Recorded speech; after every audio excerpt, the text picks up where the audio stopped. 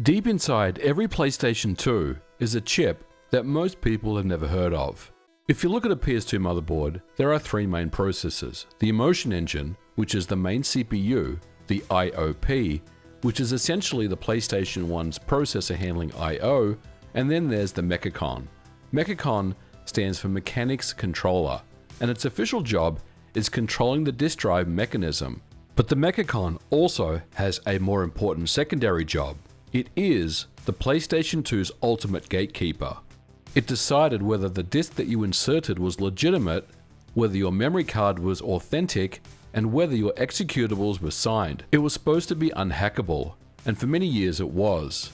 But its security would ultimately be defeated. Thanks to Sony's own cost-saving factory refurbishment feature, it gave hackers everything they needed to crack it wide open. Now you might be thinking to yourself, the PlayStation 2 was hacked for years with Modchips, so why does any of this matter? Well, the thing is, most people don't realize that the MechaCon stood firm for years. When you power on a PlayStation 2, the BIOS performs what is called a boot certification with the MechaCon. The BIOS sends an initiation command derived from the ROM version, and the MechaCon will validate it. From that point forward, the MechaCon is the sole authority on what disks are allowed to spin and what code is allowed to execute. When a disk is inserted, the MechaCon will identify it. Is it a PlayStation 1 CD, a PlayStation 2 CD, a DVD movie, or a PlayStation 2 DVD, or is it just something unrecognizable? This is done by performing the same wobble groove data checks that we have seen on the PlayStation 1, albeit in a more sophisticated manner. And if it doesn't find a match, the disk will get rejected at the hardware level, and no software running on the Emotion Engine or IOP can override this decision, which means there's no way you can inject code into the middle. The MechaCon runs all by itself. It's an autonomous processor. On earlier models of the PlayStation 2, it will even continue operating if the main BIOS ROM chip is physically removed from the board. And this is why PlayStation 2 mod chips were so complex. They couldn't just patch the BIOS. They needed wires soldered directly onto the MechaCon, and this was done to intercept the authentication data between the MechaCon and the drive's DSP chip. A typical PS2 mod chip would overwrite disk identification data in transit, and the MechaCon would never know what the real region code of the inserted disk was. Now, as we know, there were different variants of the PlayStation 2 motherboard, and the hardware itself had several revisions. In turn, there were two fundamentally different generations of the MechaCon chip.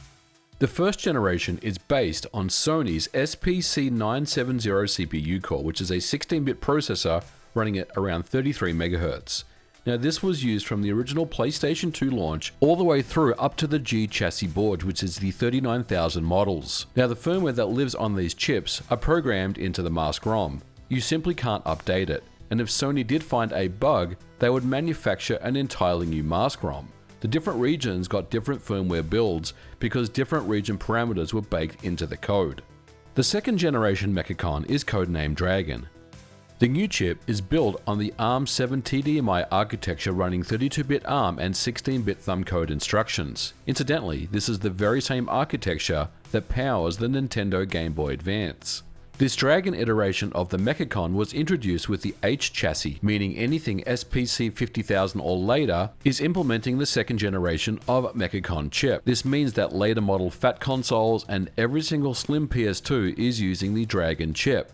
And this is the point where Sony would make a critical engineering flaw. With the Dragon chip, they gave themselves the ability to patch the MechaCon firmware after manufacturing, so no more expensive mask ROM revisions, and no more scrapping entire batches of chips they found because of a bug.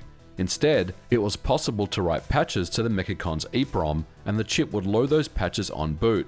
And then factory and service centers could apply updates through serial interfaces on test pads. This, of course, was done as a cost-saving measure. But the side effect of this cost-cutting reduction was the beginning of the end of PlayStation 2 security. Sony knew they were putting security-critical data to a writable EEPROM, so naturally they encrypted it. The MechaCon's EEPROM is only 1 kilobyte in size, and it stores everything: the firmware patches, the drive calibration data, and the region configuration flags. Unfortunately, the encryption they chose was the Data Encryption Standard, or DES, which uses a 56-bit key. Now, back in the early 2000s when the PlayStation 2 was released, 56-bit was considered quite large. Trying to brute force that type of encryption would have taken years. But in modern times, DES encryption can be brute forced extremely fast. 2 to the power of 56 isn't really that large of a number, all things considered. More importantly, however, there was no verification that the patch data that was sent to the MechaCon hadn't been tampered with. The only integrity checks were the 3 internal checksums over the encrypted data, which means that once you had discovered the DES key, you could write any patch that you wanted as long as the checksums matched. The MechaCon would accept it. The DES key would be brute forced, but the encryption key wasn't enough on its own, and Sony had one more trick up its sleeve. The MechaCon restricts what PlayStation 2 software can write to the EEPROM, so there was no simple way, historically at least, to just write a homebrew program to patch the MechaCon EEPROM. This was done to prevent anyone from outside of Sony's factory from tampering with the configuration. But with the Dragon series MechaCons, configuration data like the video mode is stored in the EEPROM. Now this patch data is write protected and inaccessible to standard software. However, there were 2 low-level commands, openconfig and writeconfig, that were used to read and write to this configuration, but this was in a lower address region than the patch area. And with code that triggers a classic buffer overflow, it's possible to write into this protected patch area. And security researchers were able to patch the handler to execute their own code. Now, they had control over the MechaCon itself, and the PlayStation 2 infrastructure was busted wide open. The MechaDump program was developed by a researcher known as Myria-chan that dumps the entire MechaCon firmware ROM and its key store. Every secret key that the MechaCon uses, the MagicGate keys, the executable decryption keys, the disk authentication keys, the entire set of secrets that protect the PlayStation 2 was made available. And the exploit program, known as MechaPwn, was developed by the Mecha research team. And it uses the very same writeconfig overflow that we mentioned earlier to install a custom patch into the MechaCon's EEPROM that disables write protection on the configuration bits.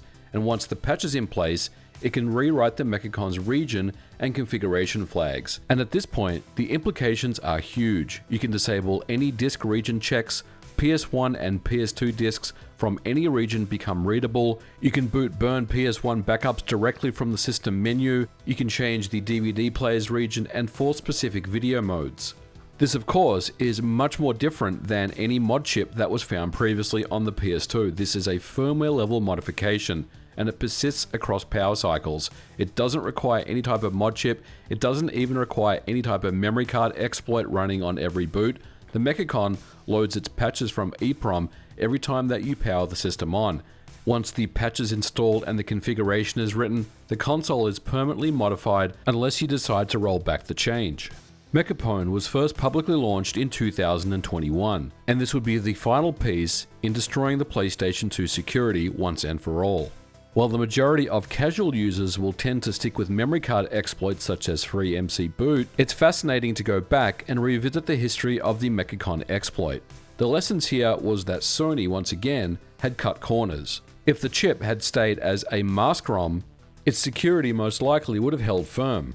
But even with the updated Dragon MechaCon chip, it still took over 25 years after the PlayStation 2 launch for the MechaCon secrets to become public. And although Sony developed a multi-layered security architecture that held up for years, it still wouldn't be strong enough for hobbyists to patch in an exploit that was just 16 bytes.